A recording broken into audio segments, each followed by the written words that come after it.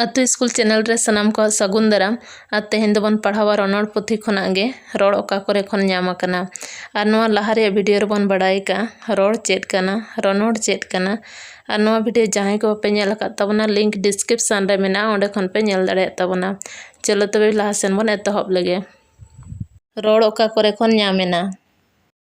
रड़ ओका करे खन ᱧᱟᱢᱮना ओना बड़ाई दो आट गया एनह तिनंग गान रड़ करे खन बड़ायोग कना तीना रड़ दो जरिया साडे करे खन तीना रड़ दो मन रिया अयो पटेल अचोय लगित आज आज ते मोचा रे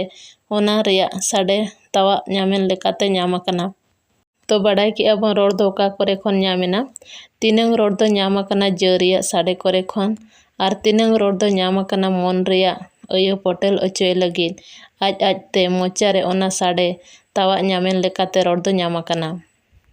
नोडे नवा बारिया अड़ो बन ᱧᱟᱢ आकआ ओना दो हुयुग कना ज और अयो तो नवा ज और अयो अड़ो इदी काते गे लाहा सेन बन पढ़ावा तो ओना रिया मेनेत के नितो बन बड़ाई लगे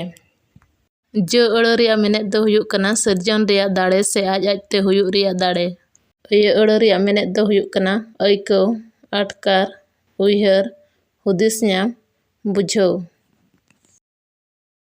जरिया साडे खन ᱧᱟᱢ आकान अड़ो को दो हुयुग कना साड़ साड़ साडे खन साडे हु हु साडे खन होय से हादार हुड हुड साडे खन अड़ो दो हुयुग कना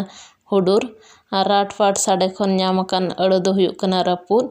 धो धो साडे खन ᱧᱟᱢ आकान अड़ो दो हुयुग कना धगो राड़ राड़ साडे खन ᱧाम आकान अड़ो दो हुयुग कना राड़ो सोर सोर साडे खन ᱧाम आकान अड़ो दो हुयुग कना सोहर से सार झाड़ झाड़ साडे खन ᱧᱟᱢ आकान अड़ो दो हुयुग कना जाड़ी और झार झार साडे खन ᱧाम आकान अड़ो दो हुयुग कना झरना तो नोंका गे आरहों आयमा अड़ो को मेनाआ तो बड़ाई के अबन जरिया साडे खन जहाँ अड़ो को ᱧाम आकाना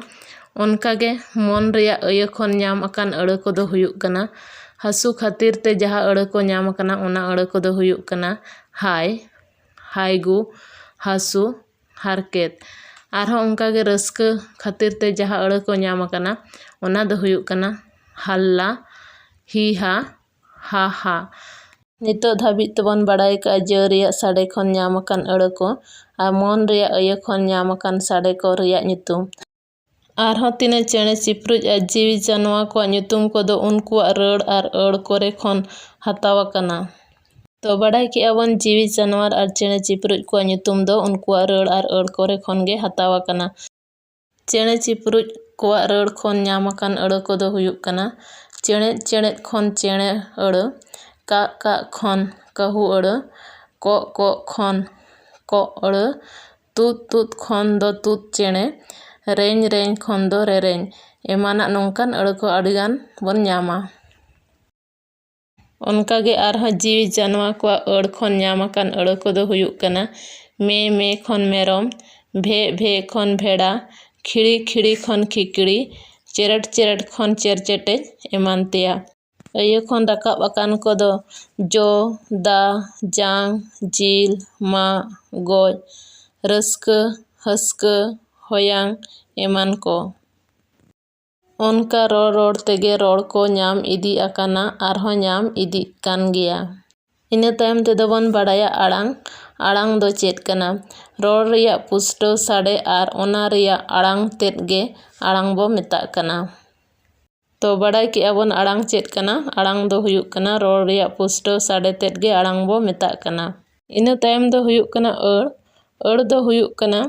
हयो भावना रोड़ते मोचा रे तावा तारको कान साडे आर रोड़ बांग चेत आकान गिद्रा कोआ रोड़ दो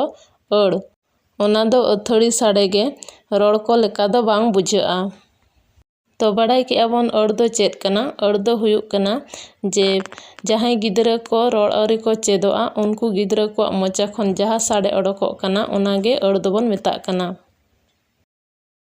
तेहेኛ वीडियो रे निना हबीगे